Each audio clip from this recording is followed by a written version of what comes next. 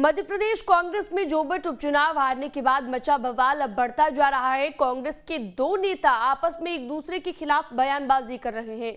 वहीं अब मामला अनुशासन समिति तक जा पहुंचा है। देखिए,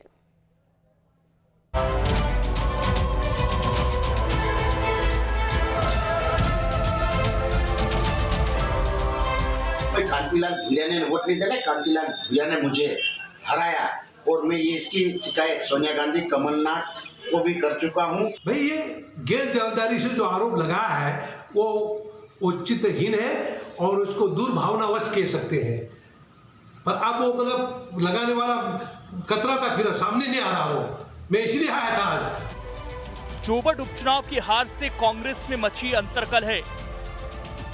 आपस में भिड़े कांग्रेस नेता, कांग्रेस नेताओं ने खोली एक दूसरे की पोल। अनुशासन समिति तक जा पहुंचा मामला। मध्य प्रदेश कांग्रेस जब से जोबट में उपचुनाव हारी, कांग्रेस पार्टी के भीतर ही भीतरघात शुरू हो गया। जोबट से कांग्रेस प्रत्याशी रहे महेश पटेल और पार्टी के दिग्गज नेता कांतिलाल भूरिया के बीच जुबानी जंग छिड़ गई। मामले ने तब और तूल पकड़ लिया जब बीते दिनों महेश पटेल ने प्रेस कॉन्फ्रेंस कर अपनी ही पार्टी के दिग्गज नेता कांतिलाल भूरिया के खिलाफ मोर्चा खोल दिया। महेश पटेल ने जोबट में मिली हार के लिए कांतिलाल भूरिया को जिम्मेदार ठहराया तो सियासी गलियारों में भूचाल आ गया।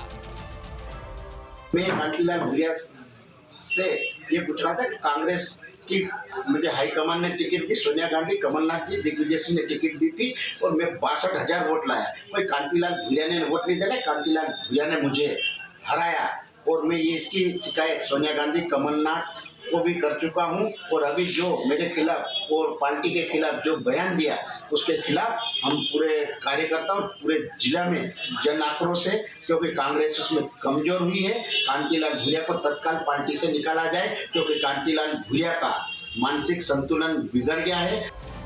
महेश पटेल ने हार का ठीकरा कांतिलाल भूरिया पर फोड़ा तो जवाब में कांतिलाल भूरिया ने कहा कि अगर वो मदद ना करते तो जमानत जब्त हो जाती। महेश पटेल ने भूरिया पर 600 करोड़ के घोटाले का आरोप भी लगाया। भाई ये गैर जवाबदारी से जो आरोप लगा है वो औचित्यहीन है और उसको दुर्भावनावश कह सकते हैं, पर अब वो मतलब लगाने वाला कतरा था, फिर सामने नहीं आ रहा हो, मैं इसलिए आया था आज।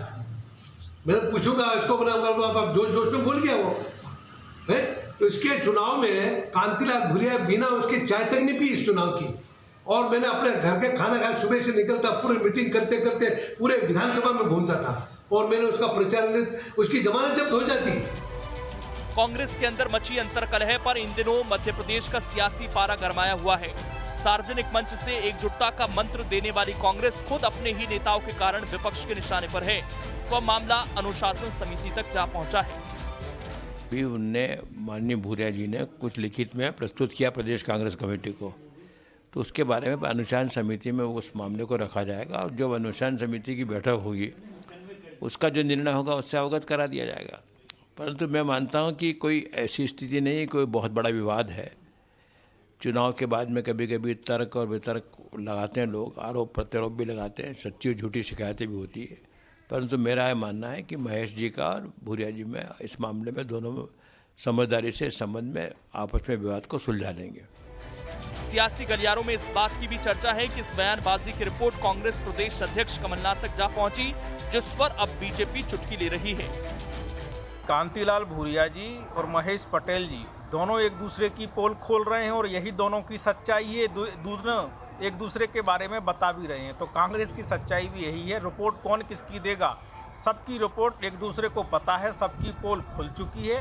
इसलिए कमलनाथ जी कोई रिपोर्ट देखें या ना देखें, कुल मिलाकर दोनों के हाल वहां की जनता को बखूबी पता है और आने वाले समय में भी जनता जवाब दे देगी।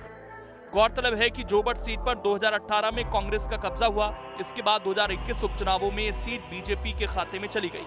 अलीराजपुर की जोबट सीट हाथ से जाने के बाद नेताओं की तकरार कांग्रेस के लिए सिरदर्द साबित हो सकती है।